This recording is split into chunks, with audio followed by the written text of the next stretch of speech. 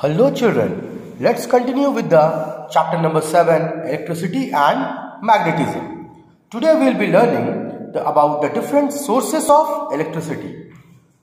Different sources of electricity are electric cells, batteries, electrical generator, electric power plants which generate electricity, isn't it? When we talk of electric cells, they produce electrical energy because of the chemicals which are stored in them. These chemicals, they convert into electrical energy.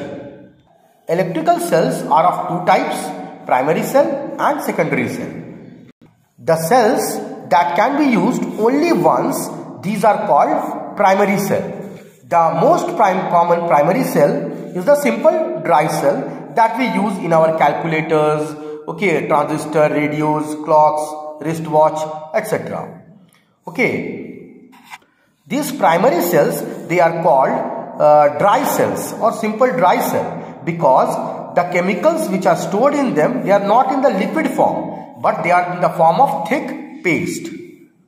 There are different types of primary cells, or they are said by different names like Lalande cell, Daniell cell. All these cells contain chemical in a form of thick paste. But in the Lalande cell and the voltaic cell, the chemicals are present in the liquid form, not in the paste form. Is that clear? Now let us understand the construction of a simple dry cell. Children, in this diagram you can see this is a cross-section view of a dry cell. Dry cell, or simply the cells which are used in our torch lights and all. These cells you must have seen, isn't it? See this one. The dry cell, it contains this one. This has a zinc container. This container, it is made up of zinc, and you can see here at the middle there is a carbon rod which is having a brass cap. The space around this rod, it is filled with manganese dioxide and powdered charcoal. And this whole rod and this manganese dioxide and charcoal, it is there inside this muslin bag. This one inside this one, you can see this one, it is a muslin bag, and this rod and manganese dioxide and powdered charcoal is there inside this muslin bag. And outside the muslin bag and the zinc container, this gap, it is filled with a moist paste of ammonium chloride and plaster of Paris. So the chemical reaction takes place inside this, and it produces electric current.